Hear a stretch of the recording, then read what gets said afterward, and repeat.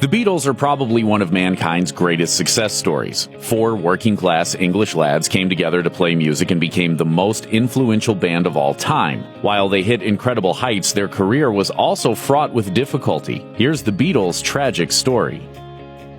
None of the Beatles had particularly easy beginnings, but John Lennon's childhood was especially rough. His father Alfred was barely present during his early years, but the adults who were around, like his mother Julia and his aunt Mimi, were the sources of plenty of conflict. These two women, who were vastly different in both temperament and social status, vied for control of young John for much of his youth. Perhaps the most well-known story about John's childhood took place when he was 5, when his father forced him to choose between him and his mother. John first chose Alfred, but then he ran up the street to his mother in tears when she left. Alfred disappeared after that, and he didn't reappear until after the Beatles found fame. These experiences had an effect on the young Lennon. As a boy, he led gangs, shoplifted, and bullied fellow students and teachers alike. This rebellious streak famously continued into adulthood.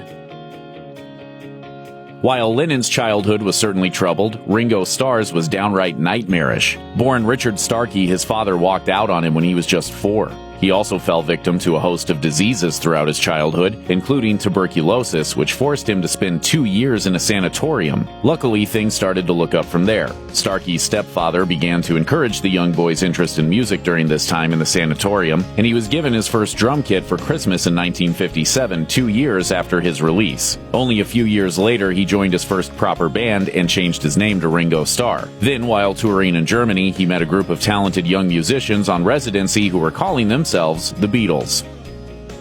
The Beatles are renowned for leading the so-called British invasion of America, firmly establishing themselves as one of the most successful groups to ever cross the Atlantic. That success, however, didn't come easy. At first, they couldn't even land a contract with their own label's American counterpart. When their music was finally issued in America, they saw very little circulation, and their first imprint in the country even spelled the band's name incorrectly by adding an extra T. The Beatles finally received some American news coverage thanks to a morning segment on CBS. Alas, it aired on November 22, 1963, which is now better remembered as the day John F. Kennedy was assassinated. Radio DJs in the U.S. managed to get their hands on some British 45s of the songs Please Please Me, From Me to You, and She Loves You, but they initially didn't get any traction with American audiences, with some listeners phoning into stations to try to get them to stop playing the band's music. All that changed in 1964 when I Want to Hold Your Hand hit number 1 on February 1st. 8 days later, the Beatles played the first of their legendary slots on The Ed Sullivan Show and cemented their superstar status throughout America.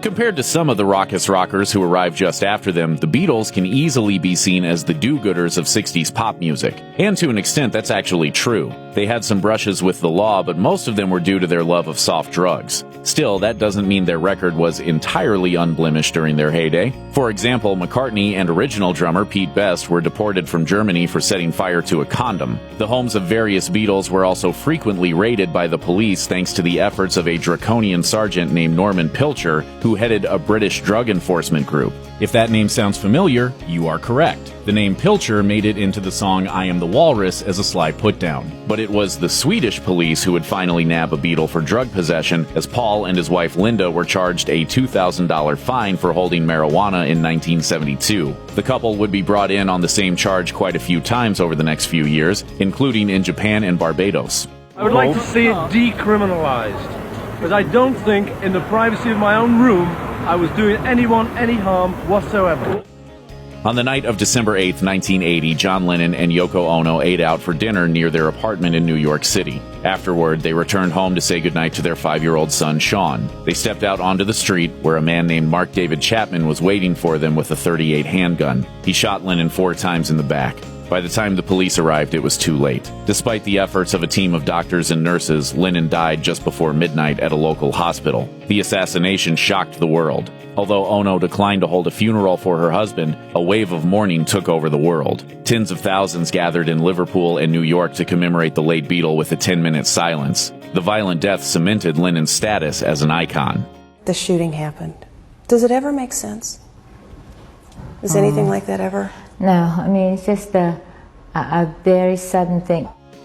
In 1997, George Harrison was diagnosed with throat cancer, an illness most likely caused by his many years of smoking. In 2001, he was treated for a brain tumor in Switzerland, and later that year he began radiotherapy treatment in New York for the lung cancer that had spread to his brain. Harrison was a very spiritual man, and according to his close friend, Monty Python comedian Michael Palin, death held no terrors for George at all. He'd got all that worked out. On November 29, 2001, Harrison died at the age of 58 in Los Angeles. He was remembered by McCartney as his, quote, baby brother. Ringo Starr, whose daughter was then undergoing similar treatment for a brain tumor, also visited Harrison in the hospital shortly before his death. With the passing of Harrison, two Beatles now remain, Ringo and Paul, who both continue to tour today.